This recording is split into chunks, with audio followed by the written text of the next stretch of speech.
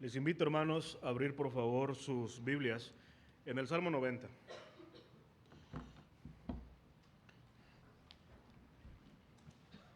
Esta mañana vamos a meditar en este salmo tan conocido por todos nosotros, bajo el título Enséñanos Dios.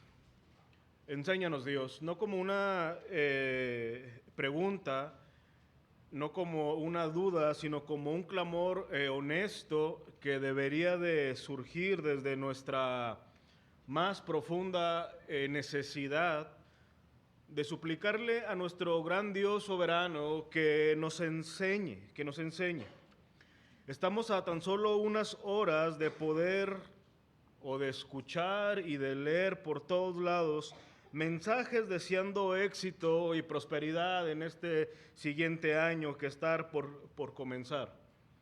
Muchos hombres están a unas horas de empezar sus rituales para tratar de alcanzar un año más próspero. Y lamentablemente muchos cristianos participan en esos ritualismos pensando que por hacer ciertas cosas van a conseguir un año más próspero. Ahora, yo sé que muchos de esos mensajes que quizás te van a llegar por la noche son con mucha buena intención, pero quizás en esas palabras muchos van a llevar la culpabilidad de hablar cosas que Dios no ha dicho. Ahora, unas preguntas que nosotros deberíamos hacernos es, ¿qué es lo que nosotros deberíamos de esperar en este nuevo año que está por iniciar? ¿Cuál debería de ser nuestra oración honesta para el siguiente año? El Salmo 90, el cual vamos a estudiar hoy, nos invita a reflexionar sobre nuestra propia vida, pero no teniéndonos en cuenta nosotros como la medida de la cual vamos a partir, sino teniendo en mente quién es Dios. Y siendo más específicos, tomando en cuenta la eternidad de Dios y cómo ésta a nosotros nos afecta positivamente. A su vez, este salmo nos invita a apropiarnos de uno de los mejores anhelos que todo cristiano debería de perseguir y orar para su vida. Qué mejor en este año que está por comenzar, que es vivir con sabiduría. Vivir con sabiduría. Yo sé que todos quisiéramos un año más próspero en lo laboral, en lo familiar, en lo económico, en la salud, pero quizás deberíamos detenernos por un momento y pensar que quizás todo esto caería por su peso si tan solo el Señor nos concediera vivir con sabiduría. Ahora, hermanos, para entender mejor este salmo, el cual yo sé que es muy conocido, deberíamos de intentar sumergirnos por un momento en el drama que fue la vida de Moisés. Y quizás de forma más especial sus últimos años que anduvo por el desierto. Recordemos que Moisés nació bajo los beneficios de ser un príncipe de Egipto, con todo lo que eso conllevó. Posteriormente huye de Egipto sin tener un plan que perseguir. Y aproximadamente a la edad de 80 años, él regresa a Egipto para liberar a Israel. Ahora, trata de imaginar todo lo que experimentó en sus últimos años, tomando en cuenta que él los vivió en el desierto. Imagina a Moisés viendo morir todos los días hombres en el desierto. Día tras día él veía hombres morir. Mientras vagaban bajo el sol de un lugar a otro, veía la muerte, veía la aflicción, veía la queja. Y cada muerte de los hombres era un recordatorio para Moisés del juicio de Dios. Y Moisés sabía que él no estaba exento a esto y que ya estaba pronto a que él participara también de la muerte. Ahora, si fuera poco esto, el tener que estar rodeado de ver la muerte durante todos los días, le tenemos que añadir que Dios no le permitió gustar la tierra prometida, sino que tan solo la viera de lejos. Vean por favor unos pasajes que nos muestran esto. En Deuteronomio capítulo 34, versículo 4 y versículo 5 leemos lo siguiente. Y le dijo Jehová: esta es la tierra de que juré a Abraham, a Isaac y a Jacob, diciendo: a tu descendencia la daré. te he permitido verla con tus ojos, mas no pasarás allá. Y murió allí Moisés, siervo de Jehová, en la tierra de Moab, conforme al dicho de Jehová. Versículo 7. Era Moisés de edad de 120 años cuando murió, sus ojos nunca se oscurecieron, ni perdió su vigor. Ahora, sin duda, la vida de Moisés fue vasta, fue amplia. Le permitió experimentar el peso de su pecado, pero también Dios le permitió tener vislumbres de lo que fue su gran misericordia y su gran bondad. Y algo que podemos inferir de la vida de Moisés a partir del Salmo 90 es que en algún momento él comprendió que aunque vivió 120 años, que para ese momento histórico ya sobrepasaba el promedio, realmente no fueron muchos años, o sea, no vivió mucho realmente. Estamos hablando de 120 años que vivió Moisés, pero en realidad, al final de sus días, él pudo entender que esos 120 años eran pocos cuando él contemplaba su vida a la luz de la eternidad. Ahora es en este contexto que les estoy diciendo que Dios le permite redactar un salmo que prácticamente contrasta lo que es la eternidad de Dios con la fragilidad y la temporalidad del ser humano. De manera que el Salmo 90 haya su clímax en el versículo 12. Vean por favor, Salmo 90, versículo 12, aquellas palabras que quizás muchos se las sepan de memoria. Enséñanos de tal modo a contar nuestros días que traigamos al corazón sabiduría. Enséñanos de tal modo a contar nuestros días que traigamos al corazón sabiduría. Si alguien dentro de la humanidad vivió de prácticamente todo, la gratitud, la queja, el dolor, el llanto, la incertidumbre, muchas muertes, muchos milagros, fue Moisés.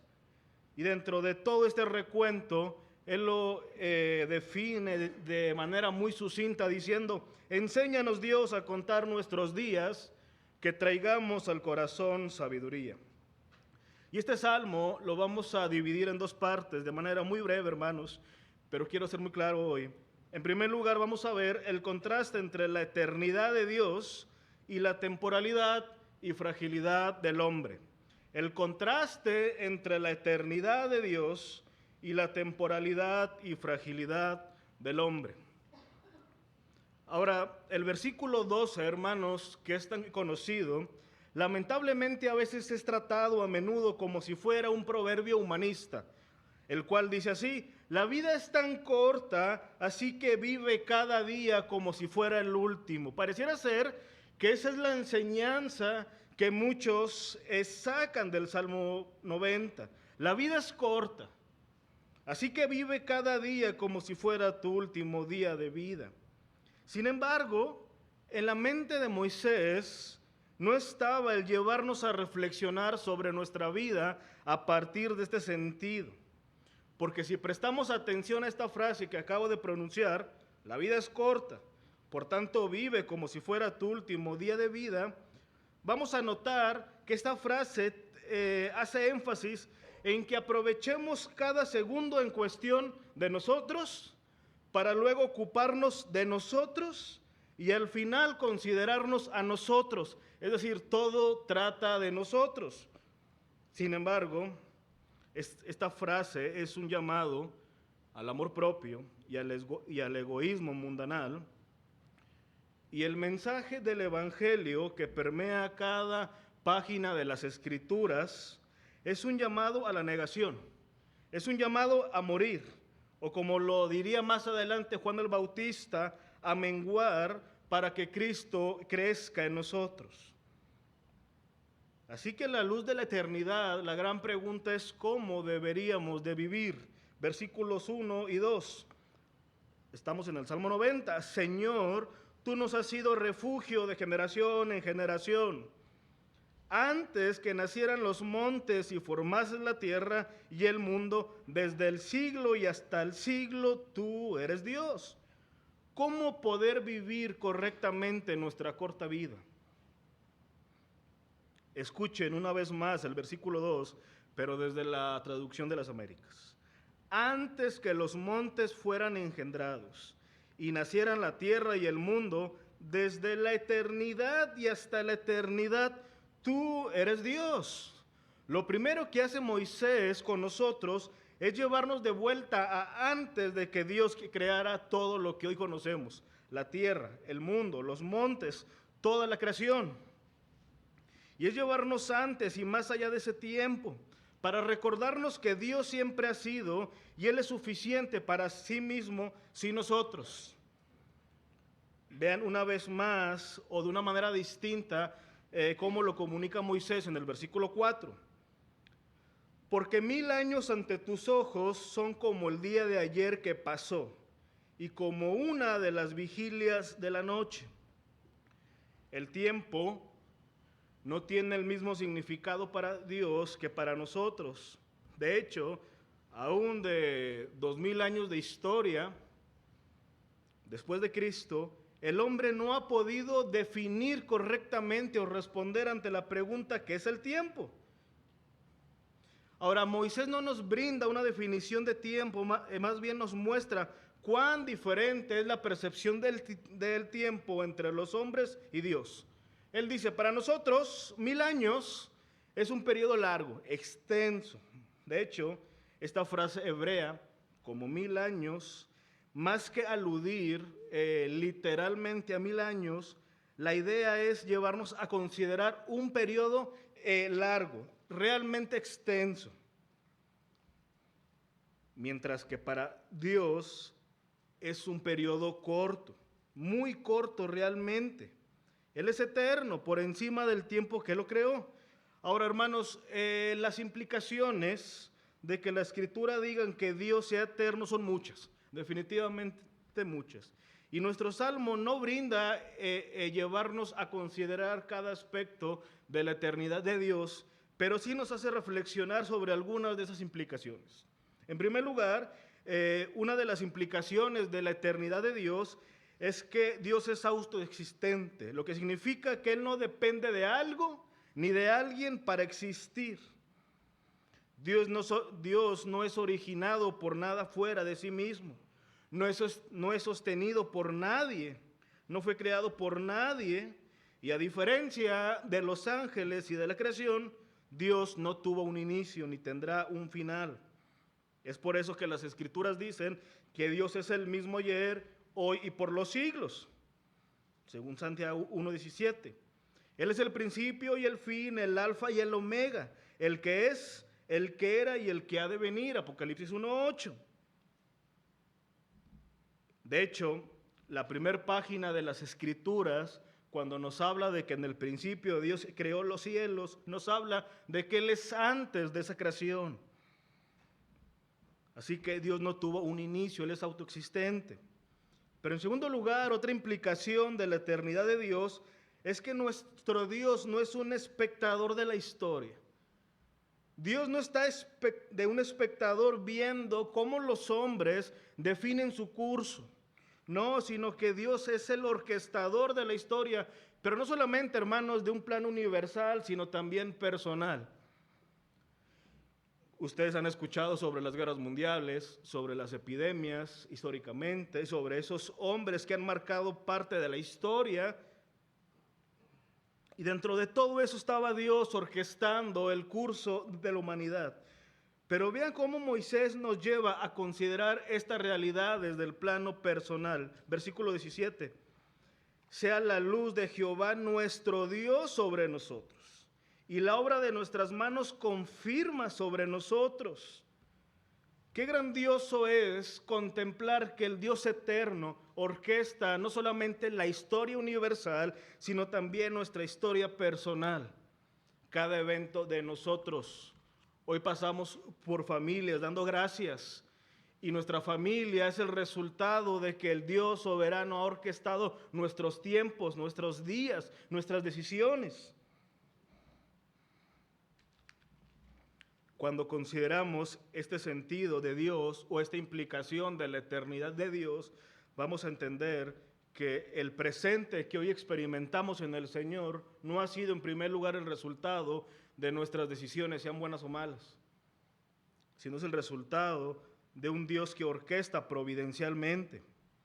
Pero en tercer lugar, y con un eco más fuerte a la luz del Salmo 90, Dios mismo desea que notemos lo frágiles que tú y yo somos a la luz de que Dios es eterno. Ve por favor una vez más a los primeros versículos. Estamos en el Salmo 90. Versículo 3. Vuelves al hombre hasta ser quebrantado y dices, convertíos hijos de los hombres, o como lo diría, o lo dice, mejor dicho, la Biblia de las Américas, haces que el hombre vuelva a ser polvo y dices, volved hijos de los hombres. A diferencia de lo que intentan vendernos hoy como una verdad, de que el mundo dice que el hombre y las mujeres están empoderados y que nosotros somos poderosos y que nuestra mente tiene poder, la Escritura muestra que realmente somos frágiles y débiles. Y eso queda manifestado en que somos seres temporales en la vida, versículos 9 y 10, porque todos nuestros días declinan, un eufemismo para decir la muerte, a causa de tu ira. Acabamos nuestros años, otro eufemismo, los hombres morimos en un pensamiento. Los días de nuestra edad son 70 años, y si en los más robustos son 80 años, con todo su fortaleza es molestia y trabajo, porque pronto pasan y volamos. No es que la Escritura aquí nos está diciendo una regla de que los hombres van a morir a la edad de los 70 y 80 años. De hecho, Moisés tenía 120 años. Pero él había visto en su vida que de manera de un promedio los hombres llegaban a una edad de 70 u 80 años, pero afligidos, cansados. Y su mayor orgullo era que durante todos esos años habían sido trabajadores. Eso era su gran gloria. Yo llevo 8 años que he trabajado, que he logrado esto y que me he consolidado en esto. Y no es muy distante a nuestra realidad. Si tú les preguntas a la mayoría de las personas, y sobre todo que van caminando hacia la vejez, ¿cuál ha sido su gloria? Quizás los que no conocen al Señor van a decir, bueno, mi gran gloria es mi trabajo, es mi cuenta bancaria, es mi familia incluso. Pero el Salmo nos dice que nuestra fragilidad radica principalmente en que somos mortales. Es decir, que el hombre pasará por la muerte a menos que nuestro Señor vuelva por su iglesia antes de ese momento. Sí, Moisés vivió 120 años, pero aún así él vio durante todo su camino ese promedio de 70 u 80 años, pero aún con toda esa longevidad, no dejaba de ser un tiempo caracterizado por el afán, por la molestia y por el trabajo. Ahora, hermanos, la muerte es una realidad. Pero la muerte, a la luz de este salmo y de toda la Biblia, es el resultado del pecado del hombre.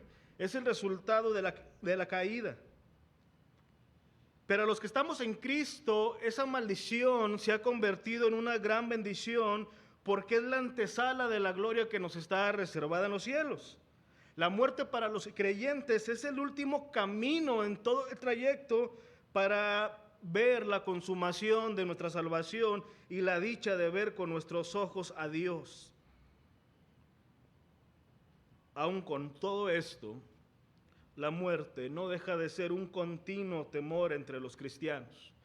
Y esto es una realidad porque aún para el creyente más devoto, que tiene la certeza de hacia dónde va a la eternidad, parte de su corrupción va a decir, bueno, yo sé que voy para la eternidad, pero no tengo la misma certeza respecto a mis hijos, respecto a mi familia, respecto a los que me rodean, y eso provoca inquietud en los hombres, aún en los creyentes más devotos. Pero en primer lugar, Moisés nos llevó a que veamos nuestra fragilidad y debilidad, sobre todo cuando nos comparamos con el Dios eterno, aquel que desde el principio y hasta el final es llamado el Eterno. Pero en segundo lugar, y llevándonos al clímax de lo que vamos a ver hoy, Ahora veamos, hermanos, el sentido adecuado de vivir sabiendo que nuestra vida es breve. El sentido adecuado de vivir sabiendo que nuestra vida es breve. Ahora yo sé, hermanos, que esto se ha convertido casi como en un cliché, como en una frase aprendida, en donde todos llega un punto de que decimos la vida es tan breve. De pronto nos miramos y decimos, ¿en qué momento pasaron 10 años en esta ciudad? ¿En qué momento pasó todo esto? ¿En qué momento mi hijo de 2 años ya es un adolescente? Pero pocas veces reflexionamos a la luz de la palabra lo que implica que la vida sea breve. En Job capítulo 7, versículos 6 y 7, él dice, mis días pasan más veloces que la lanzadera, así que mi vida es un soplo. Salomón añade a este sentir lo siguiente, porque el hombre tampoco conoce su tiempo. Como peces atrapados en la red traicionera y como aves apresadas en la trampa. Así son atrapados los hijos de los hombres en el tiempo malo, cuando éste cae de repente sobre ellos. Y finalmente, el medio hermano de nuestro Señor Jesucristo responde ante la siguiente pregunta: ¿qué es la vida? Él dice, ciertamente es neblina que se aparece por un poco de tiempo y luego se desvanece. Hablando de que la vida es fugaz, es rápida, es pasajera, es efímera. Así que una vez más, hermanos, a la luz de la eternidad de Dios y por consecuencia a la luz de nuestra fragilidad y que somos pasajeros, ¿cómo poder vivir correctamente nuestra corta vida? La respuesta es tan sencilla, pero su aplicación es tan profunda. La respuesta es siendo enseñados por Dios a contar nuestros días de manera que traigamos al corazón sabiduría. Siendo enseñados por Dios a contar nuestros días, que traigamos al corazón sabiduría. Y una de las cosas que pasaba por mi mente es que estas palabras fueron dichas por Moisés a una edad avanzada. O sea, él no llegó a este punto en su juventud diciendo, bueno, yo sé que tengo muchos años por delante, voy a enfrentar decisiones de matrimonio, voy a enfrentar decisiones de a qué me voy a dedicar, etcétera, etcétera. No, sino que lo dijo en su vejez. Lo que quiere decir es que no hay una edad específica para que el Señor nos enseñe a vivir adecuadamente a la luz de que Él es eterno. ¿Y por qué digo esto? Porque quizás tú vas a pensar, bueno, los que tienen que rogar por esto son los jóvenes. Tienen muchas cosas por delante y ciertamente es así. Pero hermano, tú que estás más avanzado en edad, tú que ya has vivido muchas cosas, aún esto es una realidad para tu vida. Señor, enséñame a vivir de tal manera que mis días estén llenos de sabiduría. No he aprendido lo suficiente. He vivido muchas cosas, sí, pero quizás no las he vivido bajo tu sabiduría, sino que las he vivido en mi carne, en mi propia experiencia.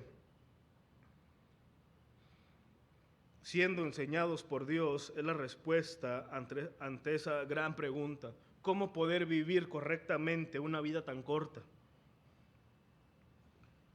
Ahora, una de nuestras oraciones recurrentes a Dios en este año debería de ser: Señor, enséñanos, tenemos muchas cosas que seguir aprendiendo de ti. Y la clave en el versículo 12 es cuando Moisés dice de tal modo, enséñanos de tal modo a contar nuestros días. De tal modo, no cuantitativamente, sino aplicativamente. Nunca aprenderemos a contar nuestros propios días a la luz de Dios eterno por nuestras propias fuerzas, por nuestra propia experiencia, por nuestra propia prudencia, sino que tenemos que ser enseñados por Dios. ¿Y por qué esto es necesario, hermanos? Y me perfilo para culminar.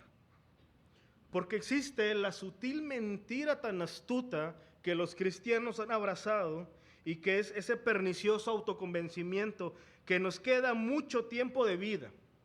O quizás que nos merecemos darnos la vida que queremos. ¿No acaso para eso trabajamos? ¿No acaso para eso hemos ahorrado? ¿No acaso para eso nos hemos limitado? Nos merecemos la vida que queremos, a pesar de cuando esa vida nos lleve a un camino opuesto a la voluntad de Dios. Es por eso que necesitamos ser enseñados por Dios a ver la vida tal cual Él la desea, para que podamos vivir como Él desea que vivamos. En sus resoluciones, un documento muy amplio que les recomiendo leer, Jonathan Edwards, uno de los pastores y teólogos más conocidos de Estados Unidos, evaluó correctamente esto que estamos hablando, pues él consideró la escasez del tiempo y lloró al Señor para que Él plasmara en su conciencia la necesidad de ver nuestro tiempo aquí en la tierra con un sentir profundo de mayordomía. Él decía: Señor, si la vida realmente es tan breve, tan corta, ayúdame a ser un buen mayordomo de mi tiempo. Y él decía lo siguiente: Señor, estampa la eternidad en mis pupilas. Estampa tu eternidad y lo que me está reservado en Cristo en mis pupilas. Ahora, de una manera muy práctica, ¿qué estampa tienen nuestras pupilas hoy? Es decir, ¿bajo qué lente estamos viviendo? ¿Bajo la del trabajo? ¿Bajo la del dinero? ¿Bajo la de las personas? ¿Bajo la de la gratificación rápida? Edwards se negó a vivir para lo temporal e incluso decía lo siguiente: he resuelto nunca hacer algo de lo que debería de estar atemorizado, aun si fuera la última hora de mi vida. Ahora, hermanos, permítanme hacer la siguiente aclaración o exhortación según sea la óptica de cada uno.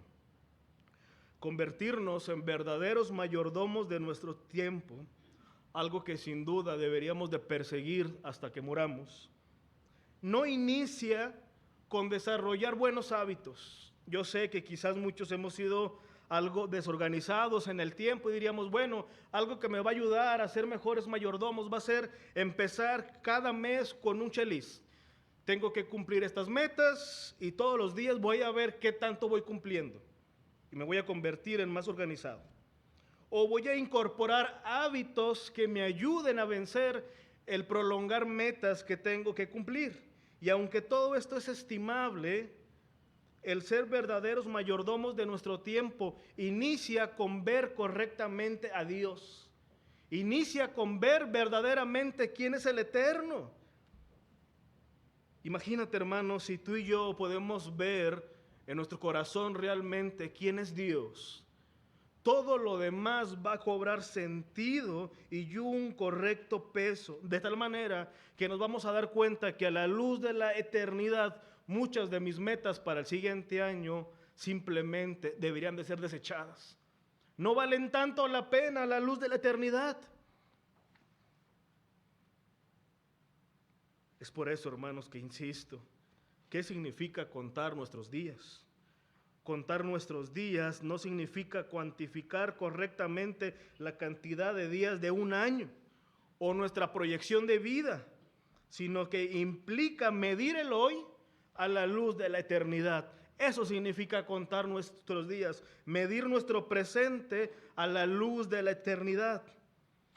Significa correr continuamente a la fuente de satisfacción, Dios mismo, en donde yace la sabiduría, el gozo, la justicia, la verdad, la plenitud. Solo así vamos a hallar verdadero valor a la vida. Es por eso, hermanos, que la manera más palpable en que podemos evaluar si estamos contando nuestros días sabiamente es notando si en realidad estamos desgastando nuestra corta vida en lo eterno, en lo que exalte, promueva y declare la gloria de nuestro gran Dios. Quizás, hermanos, estamos en camino de ir a la tumba habiendo hecho muchas cosas a la luz de los hombres. Pero ¿qué tanto hemos hecho a la luz de la eternidad? ¿Qué tanto hemos promovido su gloria? su evangelio, su reino. Eso es contar nuestros días con sabiduría. La vida es tan corta, hermanos, como para desgastarla en hacer tesoros aquí, donde el orín y la polilla corrompen. La vida es tan corta como para desgastarla en buscar hacernos un nombre entre los hombres. La vida es tan corta como para desgastarla en aquello o molestarnos en aquello que no trasciende a la luz de la eternidad. Hombres yéndose a las tumbas con una ira por aquello que no trascendió realmente. Nuestros nombres, cuando muramos, al poco tiempo van a ser olvidados. Entonces no vale tanto la pena desgastarnos en hacer un nombre entre las personas. Los hombres olvidamos a las personas nos olvidan. Pero yo sé que todo esto es parte de nuestra corrupción y de nuestra naturaleza caída. Es por eso que debemos orar: enséñanos, Dios, enséñanos a ver la vida como tú la ves. Enséñanos a darle importancia y valor a lo que tú has dicho que es importante. Enséñanos a desestimar todo aquello que no es digno de estima. Algunos dicen que solo hay una vida y por tanto hay que vivirla. Exactamente, la Biblia dice que está en las Escrituras que el hombre muera una sola vez y después de esto el juicio. Nuestra influencia va a ser mientras estemos con vida. Nuestro legado va a ser únicamente mientras estemos con vida. ¿Y qué legado estamos dejando para la eternidad? ¿Qué legado estamos dejando? Así que, hermanos, se viene un año quizás incierto en muchas cosas. En salud, en la economía, vienen elecciones, vienen cambios. Hay incertidumbre. Lo que te puedo decir, hermano, en el Señor, es que tú y yo ya tenemos la certeza de cómo podemos vivir adecuadamente. Así que yo te animo a que tú y yo nos sometamos al señorío de nuestro Señor Jesucristo. Que le pidamos en humildad ser usados por el Señor para promover lo eterno en lo temporal. Que nos permita verdaderamente desgastarnos, ya sea que vivamos mucho o que vivamos poco tiempo, de manera que podamos estar en paz, habiendo vivido poco o habiendo vivido mucho, sabiendo que el Señor nos usó para su gloria. Vamos a orar, hermanos. Padre, te damos gracias, porque sin duda, Señor, nos has dado tu bendita palabra, que nos invita a suplicar que nos enseñes. Padre, necesitamos ser enseñados por ti. Necesitamos ser enseñados, Señor, todos los días a darle importancia a lo que realmente importa a la luz de la eternidad. No permita, Señor, que lleguemos al final de nuestros días con el peso de haber vivido para lo que no importó, de haber vivido para lo que no tuvo trascendencia. Y yo te ruego por mis hermanos, que al igual que nosotros, Señor, como líderes, estamos en aflicción, en pruebas, en dudas, que nos permitas desgastarnos, Señor, para lo que importa, sabiendo que nuestro trabajo en ti no es en vano. Usa esta iglesia, Señor, para seguir expandiendo tu palabra en toda la ciudad. Y si tú nos has de permitir un año más, Señor, que podamos ser hallados fieles en lo que tú nos has encomendado. Gracias, Señor, y te lo suplicamos en el nombre de Jesús. Amén.